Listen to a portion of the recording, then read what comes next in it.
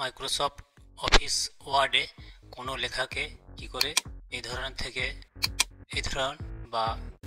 থেকে যেটা ভার্টিক্যালি আছে এই ধরনের হরাইজন্টালি করবেন, বা এখানে দেখুন এটা বাঁ দিক থেকে পড়া যাচ্ছে, ওই একই লেখা এখান থেকে নিচের দিক থেকে পড়তে হচ্ছে, আর ওই একই লেখা এখান থেকে উপরের দিক থেকে পড়তে হচ্ছে। অর্থাৎ লেখার ওরিয়েন্টেশন কিভাবে চেঞ্জ করবেন সেটা চলুন আমাদের করে দেখাই।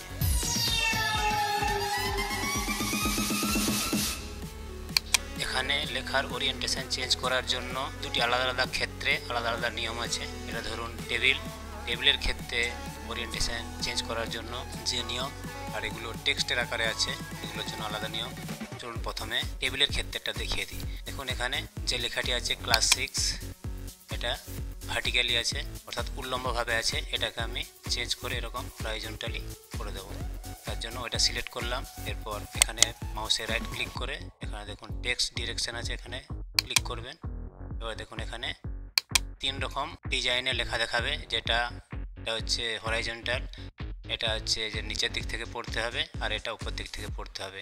আচ্ছা আমার এটা আমি বলে দিচ্ছি হরাইজন্টালি দিয়ে ওকে করছি। এখন এই লেখাটা এখন এরকম হয়ে গেছে। এগুলো সেরকম আমি এখন এই প্রত্যেকটা লেখাকে ওরকম করে দেখাচ্ছি। আমি একবারে পুরোটা আপনারা সিলেক্ট করে নিতে পারেন যতটা করতে চান। এরপর ওই একইভাবে টেক্সট ডিরেকশনে গিয়ে আমি সবগুলোকে এরকম করে দিচ্ছি, এরকম হয়ে গেছে। এরপর দেখায় এটা টেক্সটকে, এগুলো এখন আমি ডিলিট করে দিচ্ছি। এখন টেবিল বাদে কোনো টেক্সটকে যদি ওরিয়েন্টেশন চেঞ্জ করতে হয় তাহলে আপনাকে ইনসার্ট অপশনে গিয়ে একটা টেক্সট বক্স নিতে হবে। আমি এটা নিয়ে নিলাম। এখানে আপনি যা লিখবেন এটা লিখে নিলেন, আমি লিখছি, এটা লিখলাম। এরপর এটাকে আমি এটা হরাইজন্টালি আছে ভার্টিক্যাল করব, এই জন্য আমি টেক্সট ডিরেকশানে গেলাম। দেখুন একটা ক্লিক দিতেই ঘুরে গেছে, আবার একটা দিলাম, আবার অন্যদিকে ঘুরে গেছে, আবার আগের পজিশনে আসছে। এভাবে আপনি যেটা দরকার সেটাতে রাখলেন। এখন দেখুন এই টেক্সট বক্সটা রয়ে গেছে, এটাকে কী করে আমি রিমুভ করব। টেক্সট বক্সে মাউস রেখে রাইট ক্লিক করছি, করে এখানে ফরম্যাট টেক্সট বক্সে গেলাম। এখান থেকে লাইনের পরে যে কালার ব্ল্যাক আছে, এখানে নো কালার করে দেবো।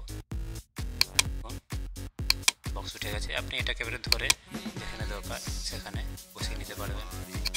এখন যদি এরকম হয় যে পেজ কালারটা অন্য আছে, ধরুন আমি এখানে পেজ কালার নিয়ে নিচ্ছি, লেআউটে গিয়ে পেজ কালারটা এটা দিয়ে দিলাম।